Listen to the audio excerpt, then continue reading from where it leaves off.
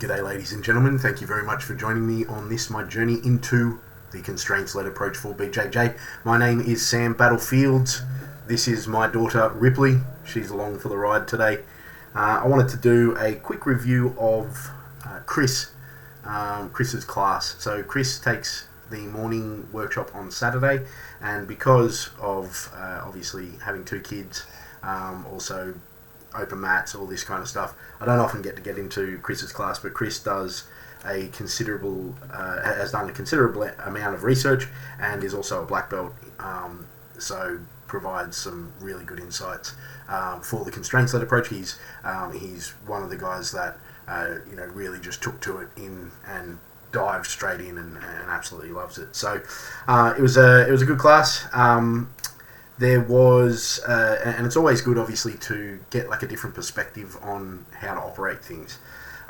So we started with looking just to get double connection. So whether that be two hands on one wrist, or like a double like a Russian tie or something like that. Just something where you had two on one arm.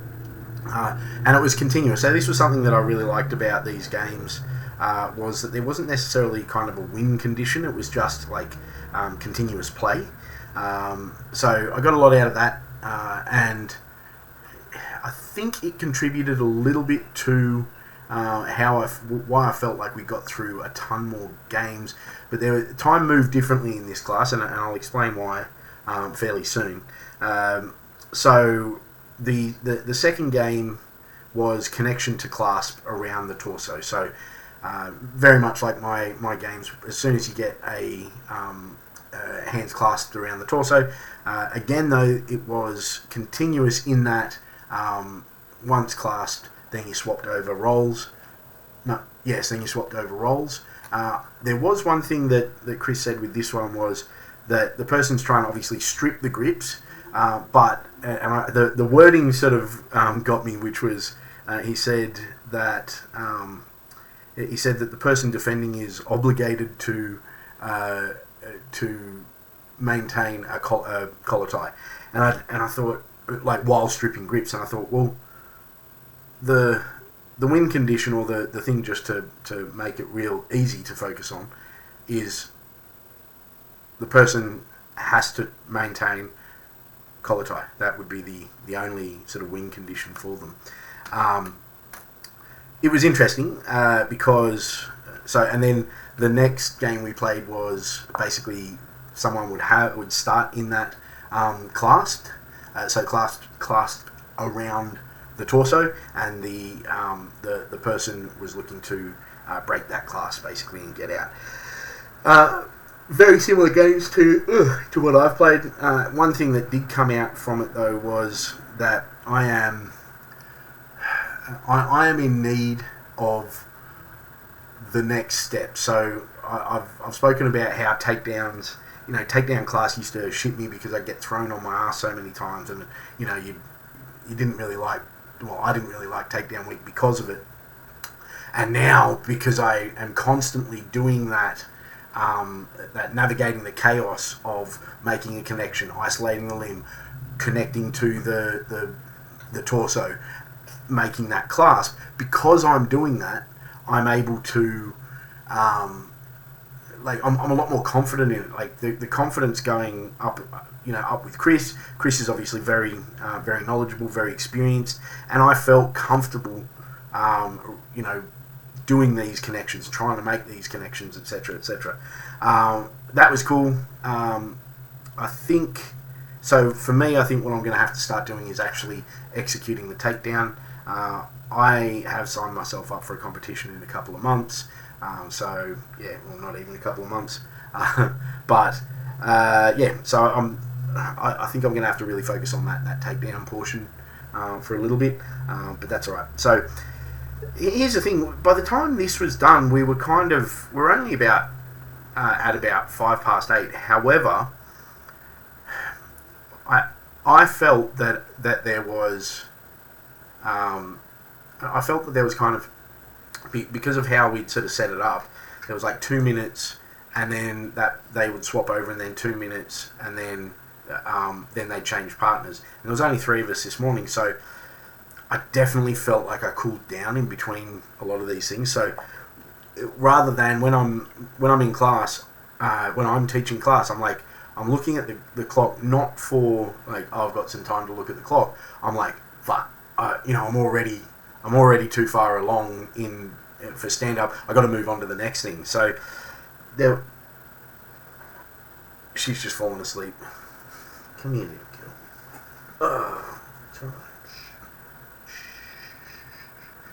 Anyway, so yeah, we then played.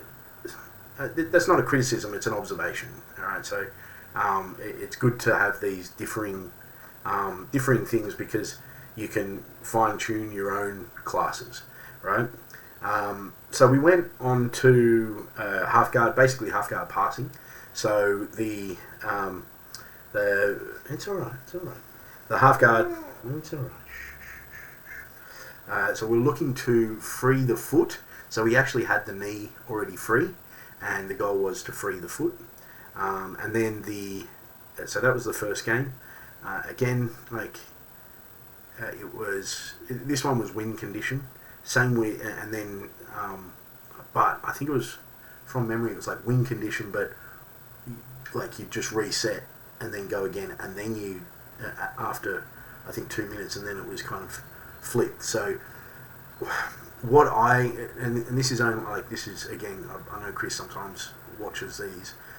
This isn't a criticism on Chris's class, but the way I look at it is, I'm trying to get as much variability, right? So I'm trying to keep people warm the whole time.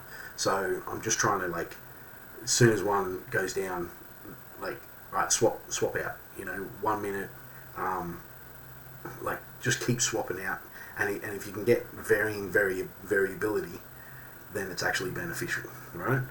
The next game was get knee to ground. It's one of those situations, those games that I play that I've designed, where it's just get your knee on the front of their hip. That it just becomes so kind of automatic. You got to break your knee through that line, and then it doesn't really matter what happens from there. As long as your knee's out, you can then maneuver to the next part. And then the last part was situational sparring. And in situational sparring, to a degree, there was a couple of constraints, in that the person on top was literally trying to pass, and the person on bottom, they could do whatever they liked, essentially, to get back on top. Here's the thing. I like how Chris didn't sort of call it out when it was happening, because it could have disrupted, I think. But Paul heard the wind condition for the people on the bottom, and so decided to just lock down and not let that happen. Whereas the idea is that you want to have as many affordances as possible. I actually made a joke, and it's good having another red up CLA representative, because I'm rolling with him, and I think it was to get the knee to the ground, and I did something, and I was like, I just wanted to show you that there was more affordances. Anyway, if you're down with the lingo, you'll know. It would have been funny for you. It's definitely a situational joke, or what is it? A location joke. Yeah, you had to be there.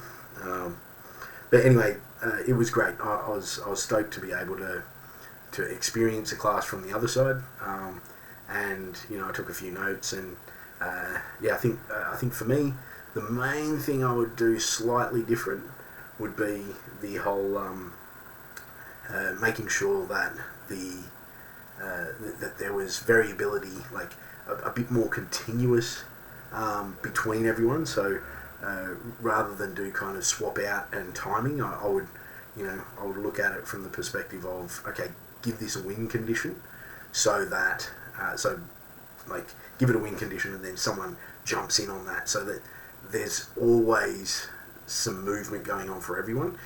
You definitely don't want to be sitting down for 2-3 minutes not doing anything. I think is my biggest takeaway on today. Like I definitely enjoyed it. Yeah, I'm glad I went in. It's it's good. It's good. I got my little baby here, so I'm gonna call it right now. Like, comment, subscribe. If you've got any questions, throw it down in the comments. I'll try and answer them. Much love. Peace.